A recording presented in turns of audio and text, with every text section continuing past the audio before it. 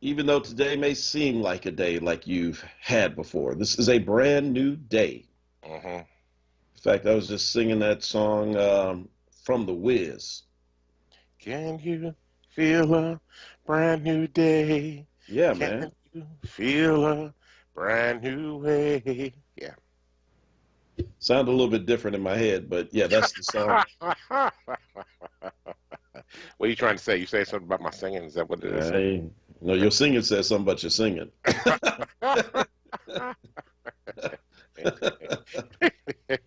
Don't worry, we can edit that part out on when we run the show back. Hey, man. Listen, good morning, everybody. It's the Power Hour brought to you each and every Monday through Friday, 6 a.m. to 7 a.m., sponsored by Power Interfaith. We are your co-hosts for this morning's ride. Sitting across from me in his virtual studio is none other than Bishop Dwayne David Royster. And sitting across from me is the Reverend Dr. Mark Kelly Tyler. And the glue that holds it all together is none other than Kawesa. What's up, Kawesa? Good morning. Good morning, Kawesa. How was your ride in today? Easy. Real easy. It was good. No rain. I feel like there's supposed to be some rain later, but it was good. It's a nice day out. It's like in the mid 50s, Oh, wow. so it was very pleasant. Nice pleasant ride in. All right. Well, Fantastic. it's supposed to get warmer. So yesterday was off the hook. 70 degrees yesterday. I mean, just unbelievable. And it's supposed to get up to that again. I'm looking at, is this right? 57 degrees right now. Yeah, so after the little bit of rain that you're going to have a little bit this morning, get ready for some nice warm weather.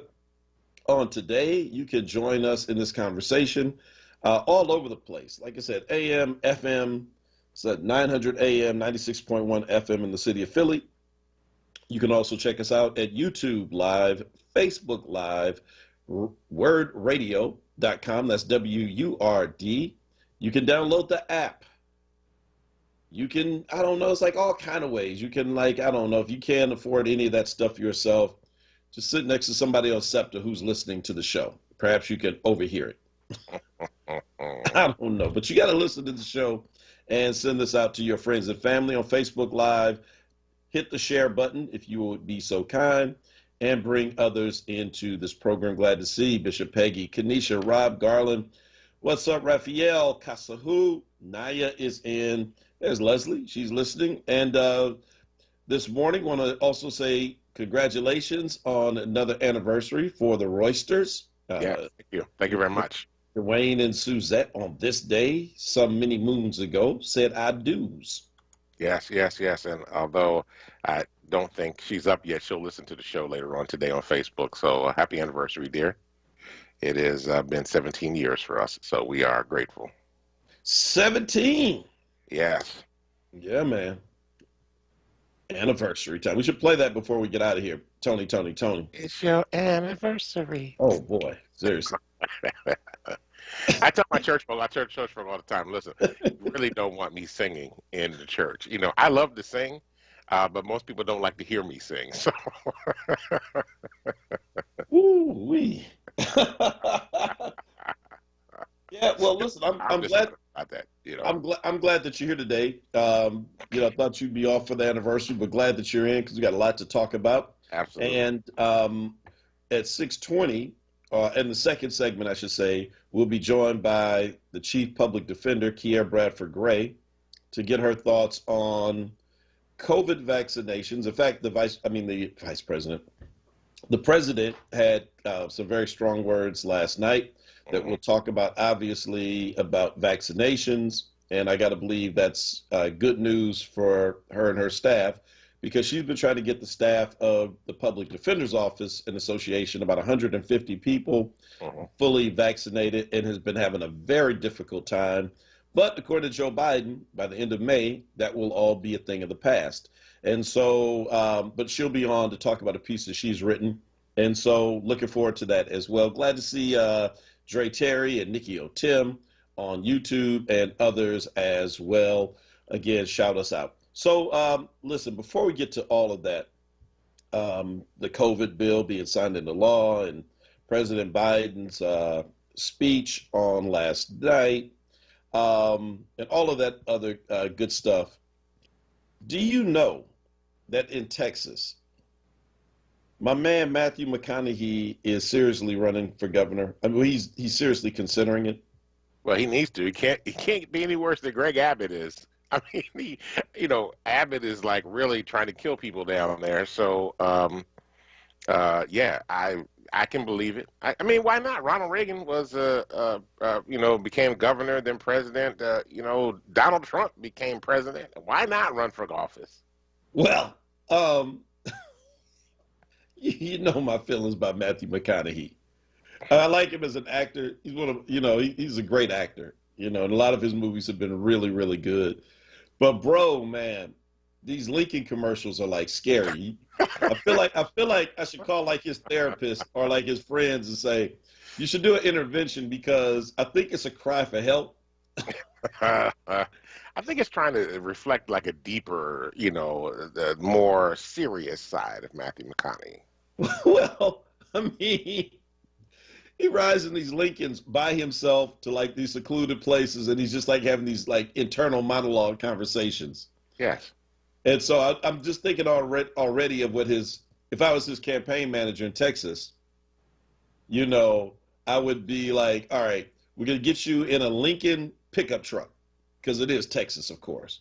Put you in a big 10-gallon hat, some cowboy boots, and we're going to roll you out. And it'll just always just be you by yourself talking about Texas. It's like driving Texas. He's got Texas swagger already, though. He really does. Oh, he's Texas all day. Oh, yeah, absolutely. Absolutely. No, Tawanda said he's also fine. Fine. I'm like, I don't know. He's a little skinny, but, Well, look, hey, that can't hurt you in politics, right? I mean, not at all. A lot of folk got elected. Elected Donald Trump. I still really don't understand that. So, but anyway. Hey, a lot of women like him. Apparently. Look, remember he said he could just walk up and kiss anybody, grab them in their privates, and they love it with Tic Tacs. That's that money talking. That's all that was. Him and Tic Tacs can do anything. But yeah, so Matthew, good luck to you, because honestly, at this point, the qualification for being governor of Texas is, have you killed anybody through lack of responsibility in a pandemic before? If you can answer no, honestly, you probably have the chops. I mean, can we just stay with Texas for a minute? So Greg Abbott and the Attorney General of Texas are suing the city of Austin because Austin refuses to end the mask mandate. And they actually have a $2,000 fine if you are caught outside your house not wearing a mask. And which is absolute. I mean, I'm actually okay with the fine, the mask mandate, to be honest with you, and the fine, because Texas has the number 3 number of deaths in terms of COVID cases of any state in the United States, and they have fully opened the state back up, fully opened, like restaurants 100%, stadiums 100%, public venues 100%, congregations 100%. They have opened everything up. And they still have high levels of folk in the hospital with COVID-19 right now. I'm sorry. What the heck? This guy's trying to murder people. Well, and the mayor of Austin is trying to protect his people. And they've given them until Wednesday to end their mask mandate and to open up Austin fully. That's crazy. Well, listen, I mean, Texas governor is kind of approaching this like the president of Brazil, COVID-19 that is. And there's a new variant and strain that's just ravaging Brazil. I saw such a disturbing image. It was a cemetery where they already had like about another 20 graves, just the holes in the ground, just ready to go. They were there burying a family, and you could see all of the fresh graves that had already been covered up. Yeah. And so lest anybody think that COVID-19 is over, I thought that Joe Biden really struck the right tone last night. What I would say is that he should have. I think he buried the lead. I think he did 2 things that in my opinion, were tactical errors that they can straighten out later. But I do think overall he struck the right tone. I think he should have led with and then also closed with, I just put a bunch of money in your pocket, period. So let me just start off with that. I put money in your pocket. The Republicans did not help me. That's the second thing. He didn't lead with that, and he didn't mention specifically that the Republicans did not, offer any support. Not that I heard in the 24 minutes. I may have missed it, but I don't remember hearing him say any of it. At the very end, he comes and he talks about the fact that they're putting, upwards of over $5,000 into the hands of a lot of Americans. But, the way in which he approached the speech last night, the gravity of the situation, especially, like you said, in the wake of people like the governor of Texas, who's just like, for whatever reason, defying science in this rush, where it's like, bro, we're not that far away. The man is saying that we're ahead of schedule for the first goal that they set by 40 days. By May 1, everybody in the country who is an adult will be eligible to get in line. And by May 30th, just about the entire adult population will have been vaccinated. I mean, this is absolutely huge. It's a game changer. But when you do reckless things like Texas is doing, what you do is you potentially open yourself up for one of these strains like that's coming out of Brazil right now. Right. And who knows if you'll even be, what does that do to the vaccine that's already out there? I appreciated Joe Biden last night, and it kept making me think, thank God Donald Trump is not president anymore. Oh, yeah, absolutely. Absolutely. I mean, this whole situation is just very, it's sad because we did not have to lose all these lives. We did not have to do all this. We could have taken some really clear steps. Joe Biden, I think, did an excellent job because he set the right tone. It was very serious. I think what he was trying to do last night, when in many ways try to be a little bit apolitical, and he was trying to bring the country together last night. And tell the story. So I think part of the reason we didn't hear him blaming the Republicans on everything was this notion of trying to reach across to people that did not vote for him and be able to tell the story about how American government, how American leaders are trying to work on their behalf. And I think, in subtle ways, sometimes you read between the lines, he was attacking Trump and was attacking people like Governor Abbott when talking about the seriousness and then talking about the science and continuing to say that we're going to, work hard to do the right thing and make massive investments in dealing with COVID. He did say a few times, he referred back to his campaign. He did refer back to statements that he had made in terms of what he was going to do, and he was very serious about that. So I felt like, last night he was the grandfather in chief again. Really kind of coming into a very serious moment and trying to be that rock, that support for the nation, and not just, being there for people to grieve, but also to be able to talk about hope and the ways that they're going to be able to move forward and helping to heal the country, both economically as well as physically, and, in many ways, the way Joe Biden is also spiritually at the same time. Well, let me just say, ditto to all of that. But again, I still say that there can't be any apolitical moments because he desperately needs to retain the House and the Senate and expand his majorities, not just keep them. But he's got to hold on at least until 2024. And a part of the way that you do that, because remember now, most of the American people who voted for Trump are not going to hear anything except these kind of rare moments because they get their news from Fox. They're going to filter this through Fox. And so the talking points before the speech and after the speech are from Fox or places, believe it or not, that are worse than Fox. Yeah, Newsmax. Right. I mean, yeah. Yeah, where it's just like, where people are being, are led to believe all kind of crazy things.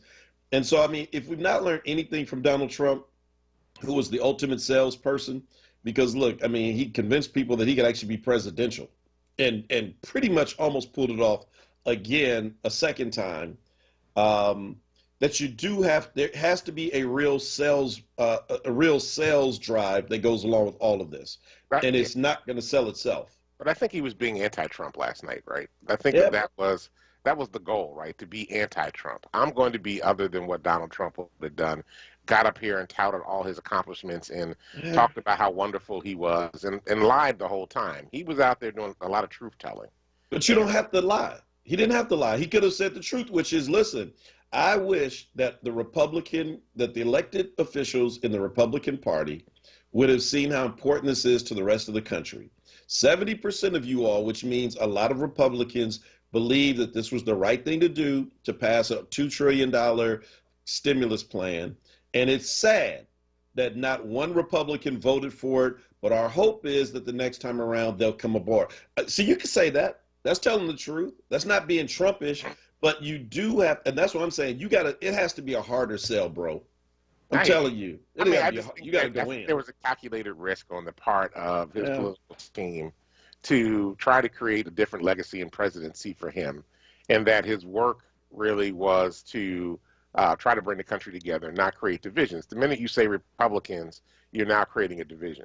And I think that they were trying to avoid doing that. Now, I think once they get out, now they're going to go on a tour to sell this. And I think when they get on the tour, we will hear probably some, more definitive language around like who helped, who didn't help. But I think at the moment he's trying to figure out a way to bring folk together, start a healing process, and help restore confidence in the American government. So, all right, so Robert agrees with you. He says that that this was a milestone for many. It would have been tone deaf to do what I'm suggesting. I hear all that, but again, respectfully, I disagree with both of you because I'm telling you, at the end of the day, if you don't keep the Democratic majorities in place, I agree with you. I'm saying, yeah, but other speeches. He got his 100-day speech coming up in 50 days. You do every speech. I mean, like I said, every speech. Eventually, he's going to go before Congress and do something. So, he'll do something in that space as well. Let me just say, under normal circumstances, I would absolutely agree with Robert's point because that's kind of where that's the kind of political space that I live in, which is, the office is the office. You don't denigrate it with this or with that. Right. But, bro, there is no bringing. This trying to bring folk together. Come on, man. They stormed the Capitol. And they're waiting for their moment. You ain't bringing them on board, and there ain't no kumbaya in the near future. So at this point, what you have to do is keep those independents on your side. And how do you do that? Constantly remind them who is fighting for you. Who's putting money in your pocket? Is not Mitch McConnell, it's not Kevin McCarthy, and it's darn sure not Donald Trump and his supporters because they did not vote for this at all. And I know that this is a milestone moment. I know that right now we're grieving, but I have to also remind you who is partly responsible for your grieving so that you don't make the same mistake again next year. And there are going to be more speeches. You're right. They're going to get to this in a real way. Real quick before the break, just to point out how serious COVID is, in spite of the hopefulness that he put out there last night, he put it with some real cautions. He said, by the 4th of July, we hope that you guys could have some small family backyard gatherings. You can see family, everybody be vaccinated, but let's not go crazy because things can still get out of hand. So in case you thought this was over, bruh, do you know that for the first time in over 20 years, the Duke men's basketball team will not be in the March Madness tournament?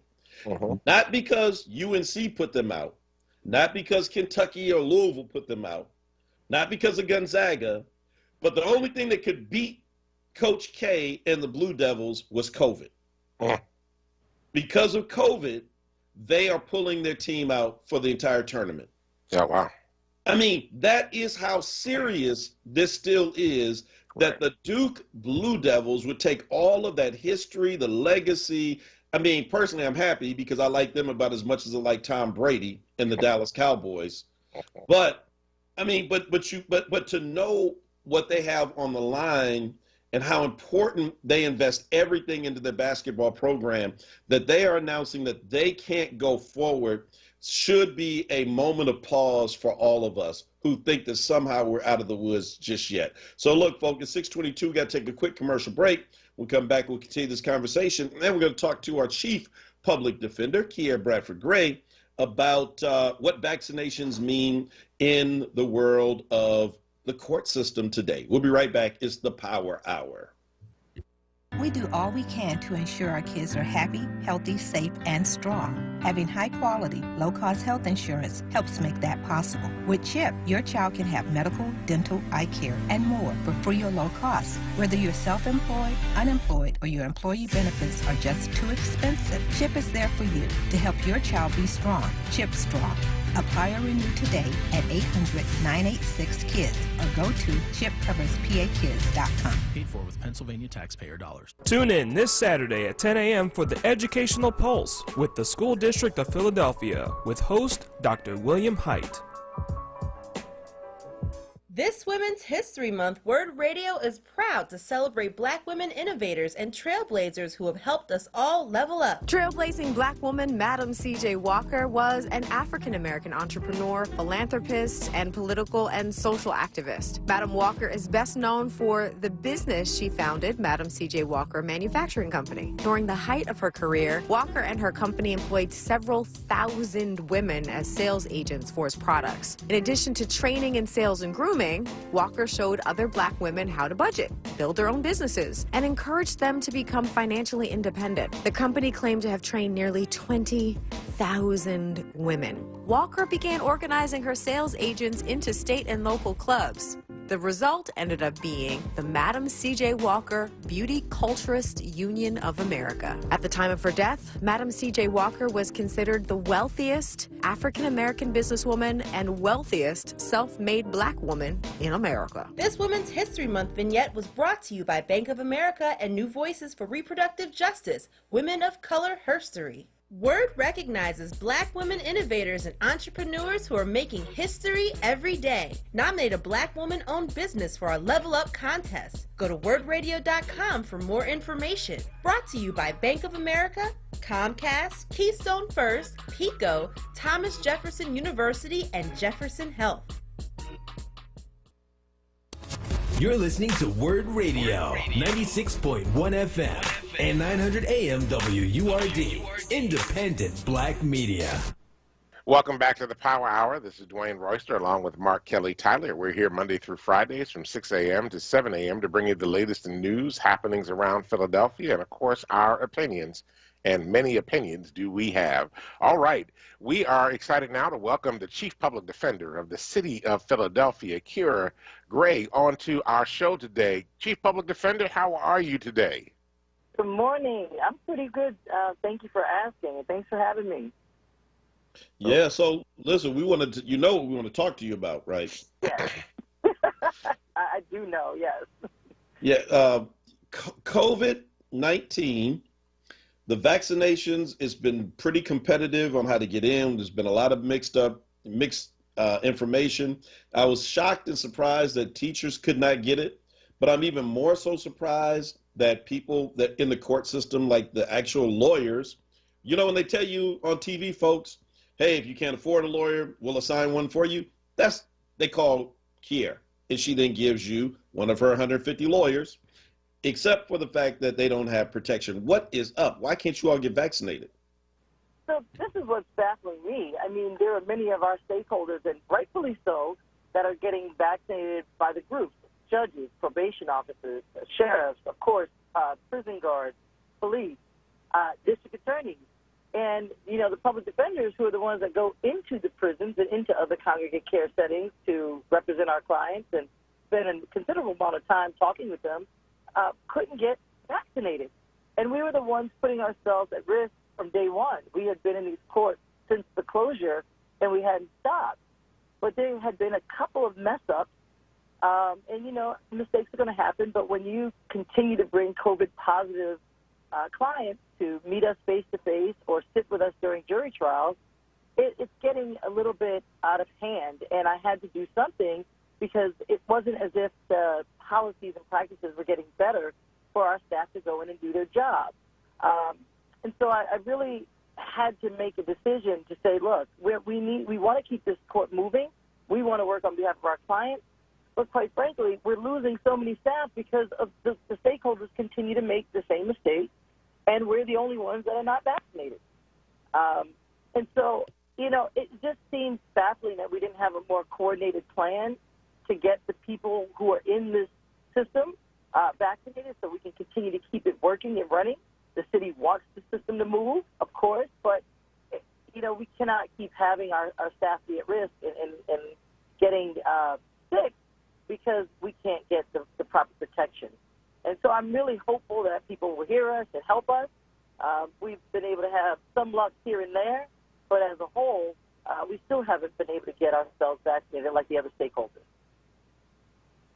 So is it true that you all don't even have like the little plastic, shields to keep people, like when I was watching the trial from Minneapolis, for example, the Derek Chauvin trial in the George Floyd case, those lawyers, it looked like on the prosecution side, had the little shields on their table, the little spit shields between them.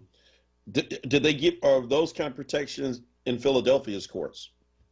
Now, Reverend Tyler, we've been asking for that since July, and we've been told no, it's a safety issue, and we're saying to ourselves, wait a minute, because you're saying no, it's a safety issue, you won't give us the protection we're asking for, and to this date, we're not being able to have those kind of dividers, and, our lawyers are sitting in jury trials with people for 3-4 days, and there was a mix-up, which they claim was not a mix-up, but we still haven't had official word, where one of our lawyers sat for 3 days with a COVID positive person and didn't know it.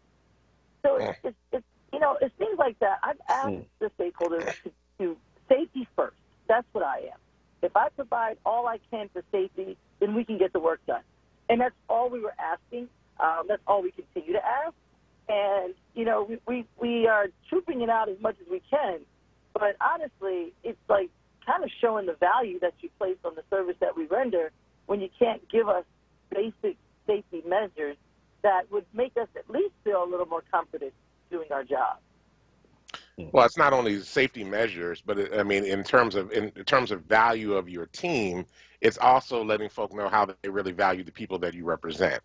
And so we will defend and protect government employees, but we will not protect and defend those that are protecting those that are marginalized and hurt. So let me ask you a question, Chief Public Defender. Who is responsible for making sure, who's the person that can say, yeah, let's get the public defenders in and get them vaccinated right away? Who needs to get some phone calls, some visits, some people, letting them know that they don't appreciate this? We have been trying, we've been working with Vanessa Garrett Harley from the city, and she's trying to get us some vaccinations for some of the folks that we are doing, that are going into the court. Governor Wolf classified our work as 1C. I don't think he realized that in terms of legal services that, you have some lawyers that actually go into the prisons. We don't just write wills or do real estate. We actually go into these congregate care settings. We've been calling anyone we can. We've heard that FEMA may have some leftover vials, but when my lawyers went to go and stand in line at a certain time, they were turned around.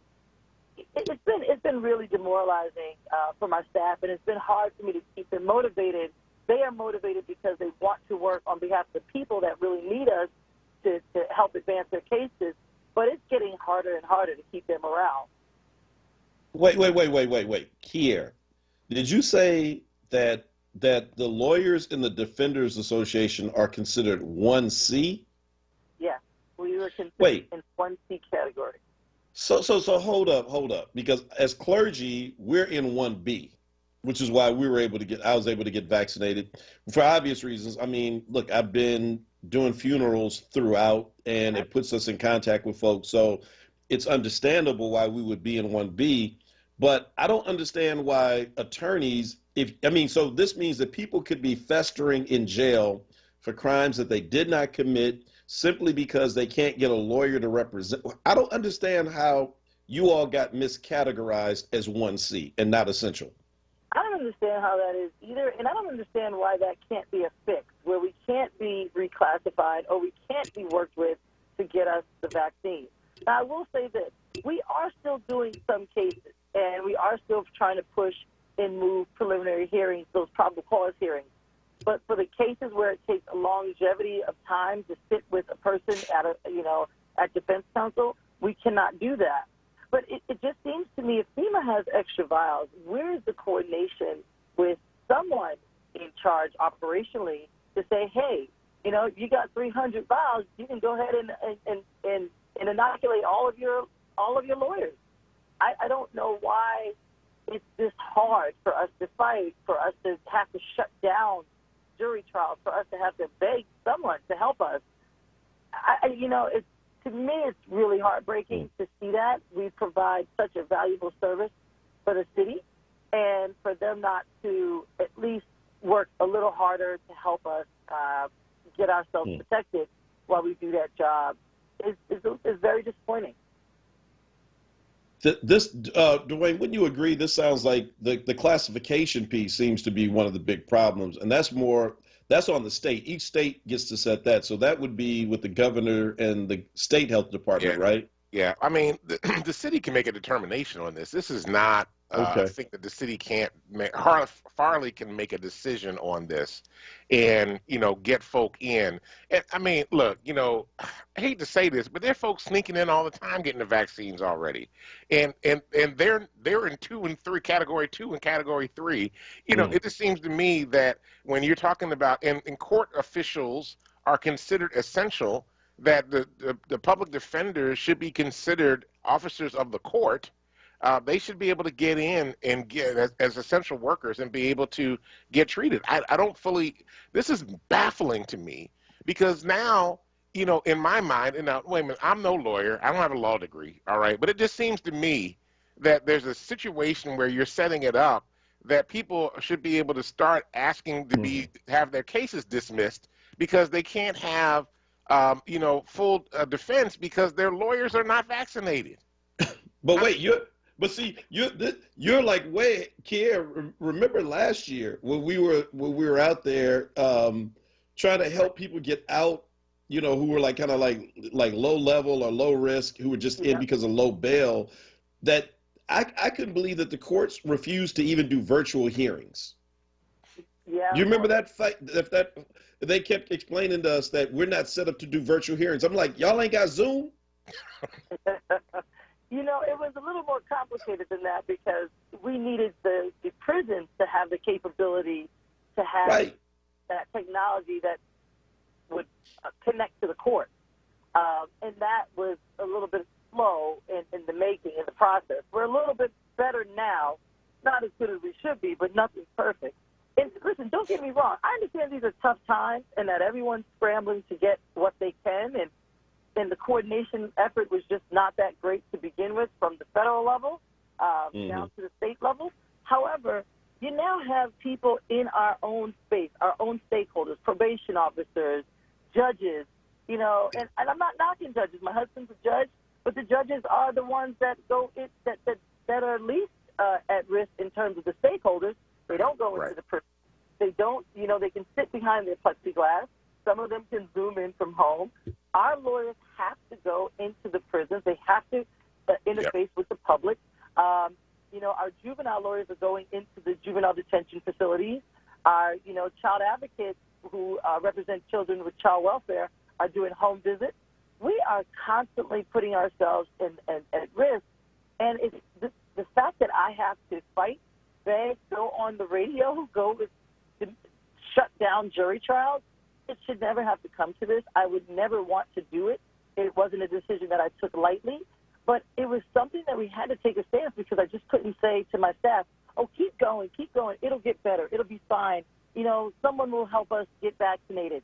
And we're hearing other people in our stakeholder groups continuously tell us that as a group they're getting vaccinated.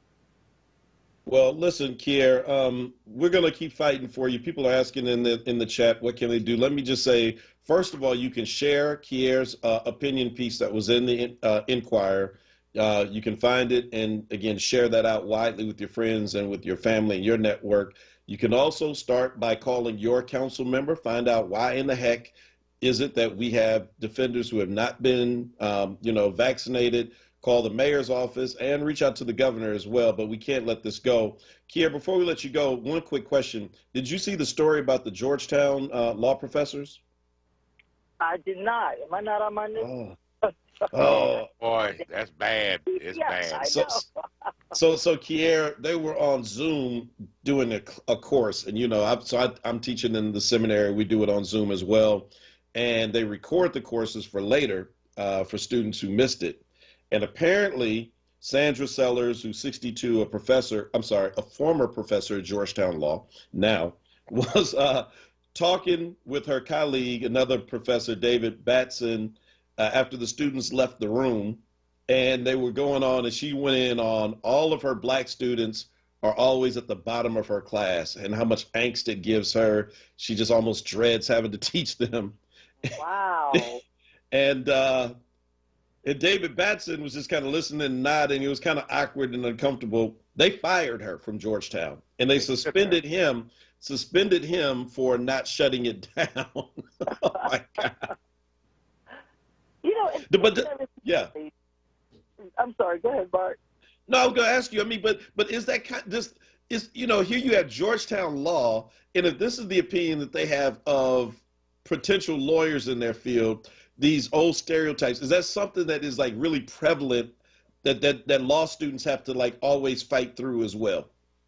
When I was in law school, I was in Ohio, and I was one of like 5 black law students in my law class. And, while no one said things like that, we felt it. We didn't get the opportunities at the great internships. Every time that something came out with respect to a new opportunity, the only people you saw that were given those opportunities were the white students. We were left with the public interest types of internships.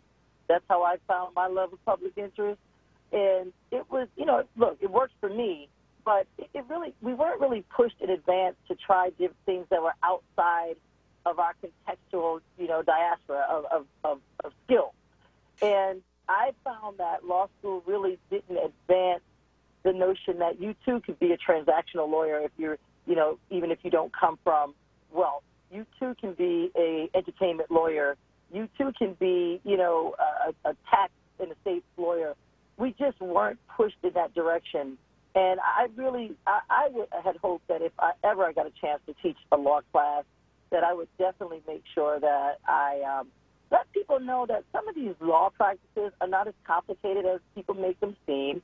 Everyone can learn. And if you can do criminal law, you can do any law. Because criminal law is one where you have to kind of think on the fly, use your, wit, your skills, all the things in your bag.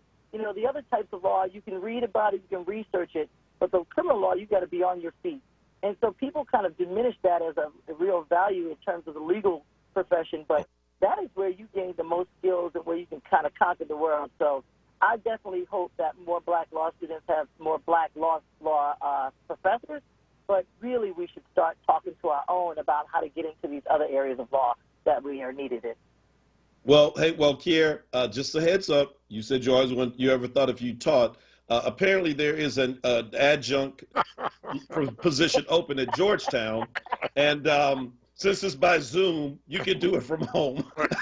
I'll keep that in mind. Hey, have a great weekend, Kier. We appreciate you coming in. We're going to fight for you and for the defenders. Thank you for all the great work that you all do. Thanks so much. Have a good day. Bye-bye. All right, folks, we got to take a quick commercial break. It's the Power Hour. That's a great interview with Kier Bradford Gray, the Chief Public Defender. And when we come back, Royster, we got to talk about the dirt bike story. I didn't want to bring it up because the person of interest was arrested and may likely have a public defender represent them. So I didn't want to put Kier in a conflict of interest, but we got to talk about that story. That was like an awful story out of South Philly last night. This is the Power Hour. Well, the kids are in bed. Time for a little grown-up quiet time. What do you mean quiet time? It's your birthday. We're about to party. Haha, funny. It's gonna have to be a you and me party this year. You know we can't have anybody over. Well, your mom and dad are coming from Florida. Sis will be here from California. Oh, and a couple of old friends from just about everywhere will be showing up. They should all be here about now. COVID-19 has changed the way we do things, for now. But social distancing doesn't mean you can't be social. COVID-19 doesn't have to keep us apart. Friends and family are finding new ways to be together, especially with how hard it's hitting the Black community. Vaccines are here, but until enough of us are vaccinated, we still have to be down with slowing the spread.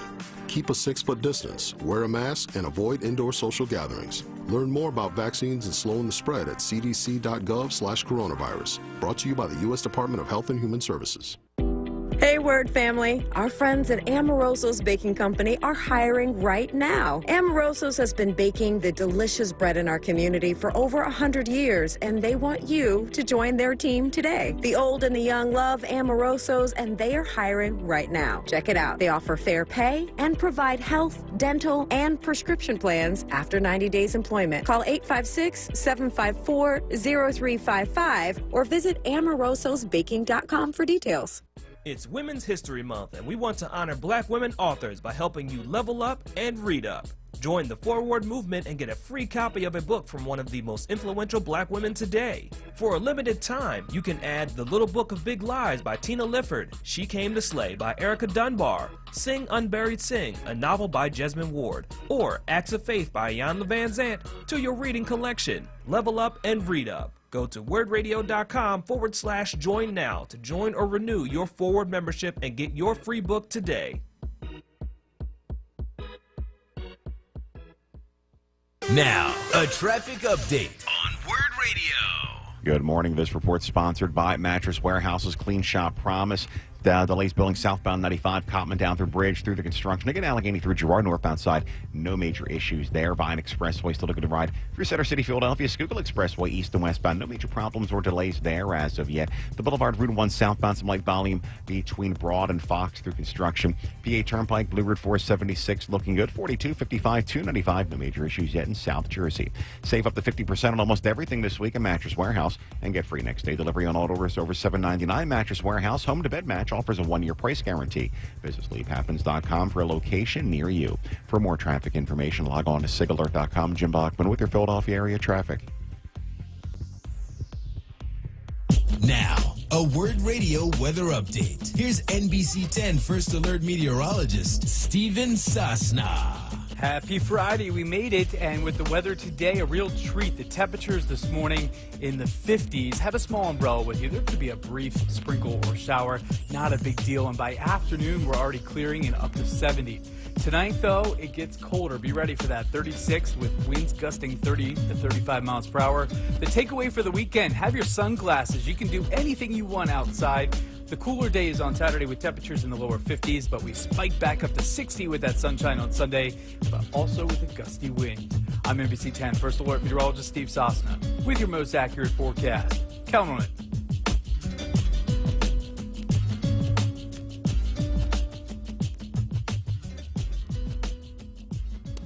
You're listening to WURD Radio, 96.1 FM and 900 AM WURD, independent Black media. Welcome back to the Power Hour. This is Dwayne Royster along with Mark Kelly Tyler. Hey, WURD family. WURD Radio celebrates Women's History Month with the 2021 Level Up Contest. Join us as we embark on a 3-city contest that will highlight Black women-owned businesses who are making a difference in their communities. You can nominate yourself or your favorite Black woman-owned business and enter to win a marketing campaign valued at $5,000. The deadline for the submissions is March 15th.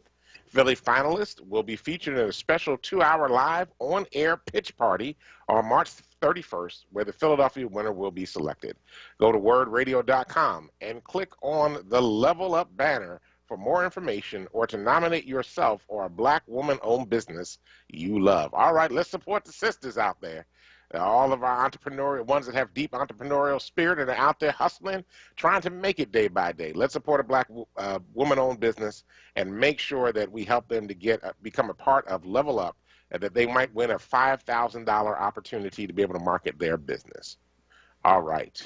$5,000. $5,000. That's a nice piece of change. Absolutely. And even if you don't win, I keep saying the great part about it is that 2-hour pitch party is not just for the winner. That's for the finalist, right? So yeah, pitching your ideas, like I'm telling you, that's dope, man. On radio, you never know where that's going to land. Shout out to Renee, for example, who's listening this morning, said decompressing from night school, missed y'all, catch you later. So see, other people are going to catch this show later. So again, you can't lose. Well, you can't win if you don't try. So at least put your name in the hat. So listen, man, this I just this saw dirt. it, though. I just saw it.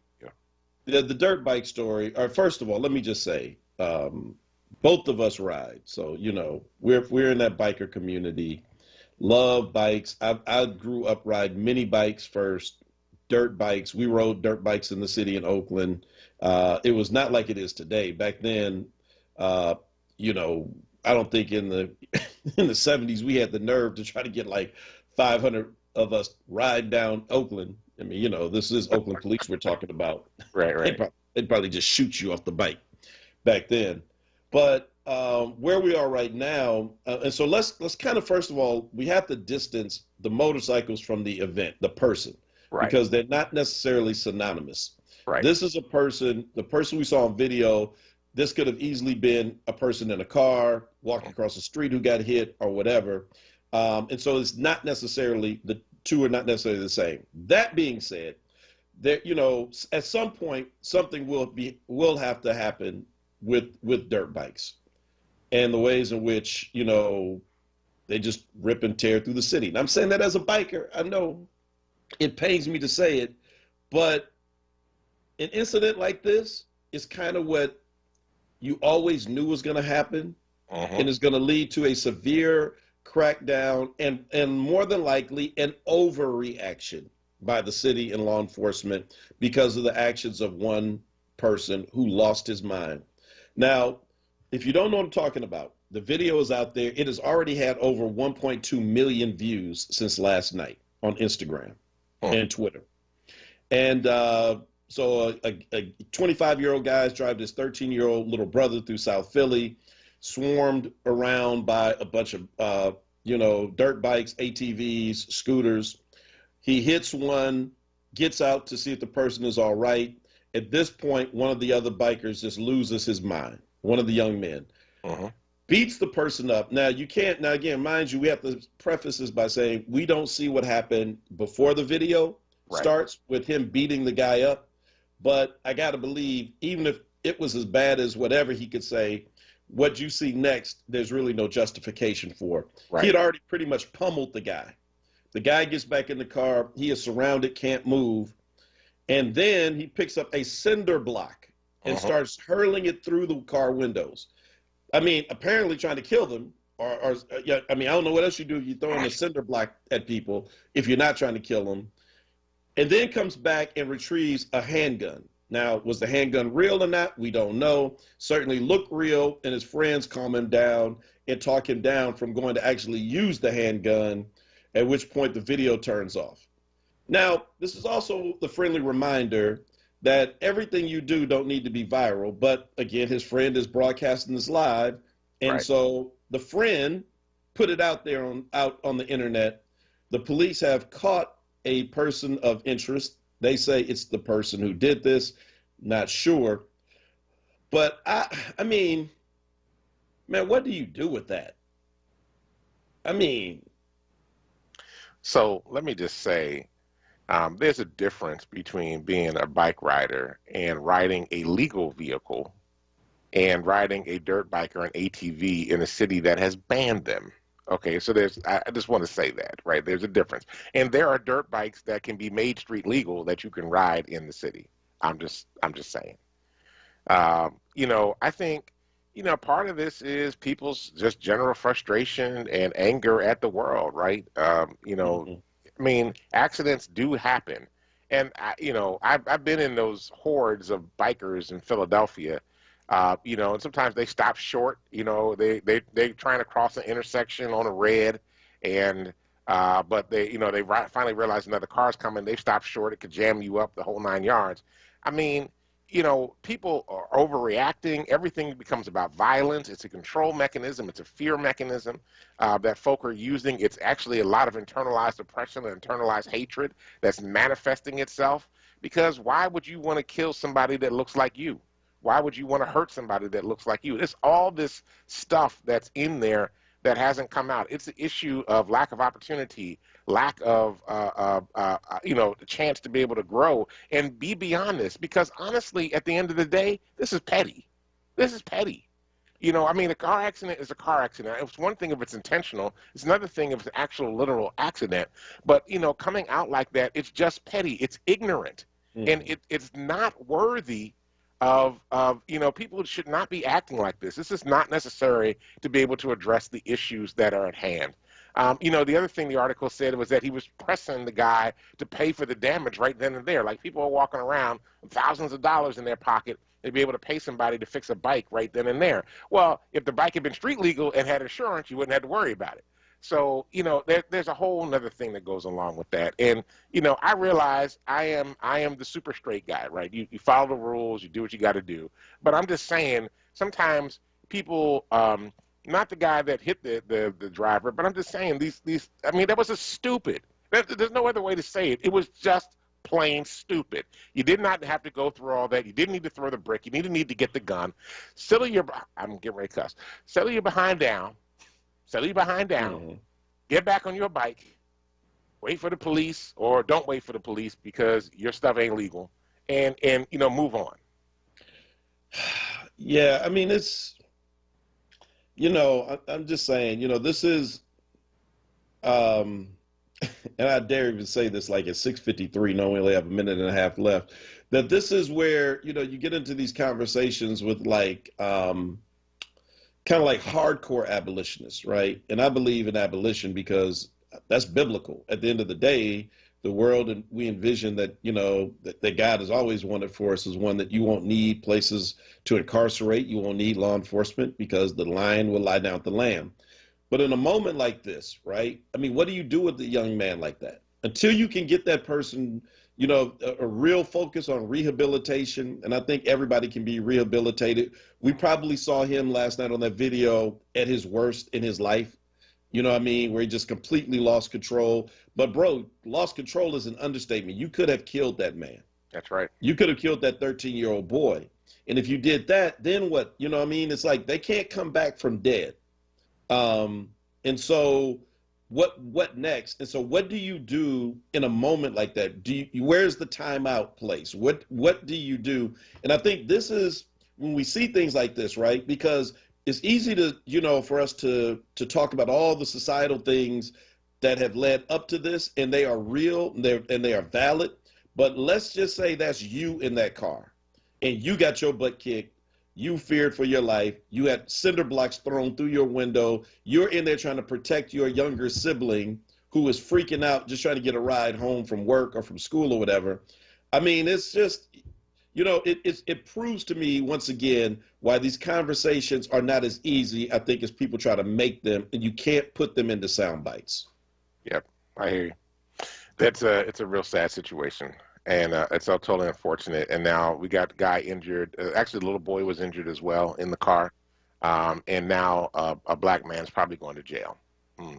Totally. A black man is in jail right now. Right, We don't know if it's the right black man. Right, the prison. Right, Yeah. Totally unnecessary. And, you know, totally just absolutely ridiculous and a waste of time and a waste of life. So, you know, I'm just, you know, it's just the way I am today. All right, everybody. Thanks for everybody for listening to the show today.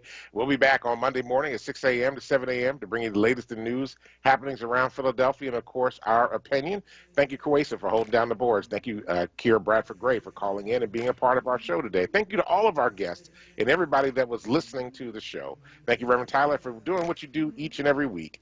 Now, stay tuned for Wake Up with Word with Solomon Jones. And listen, folks, do us a favor. Go out, change the damn world, because if you don't, nobody else will. Peace.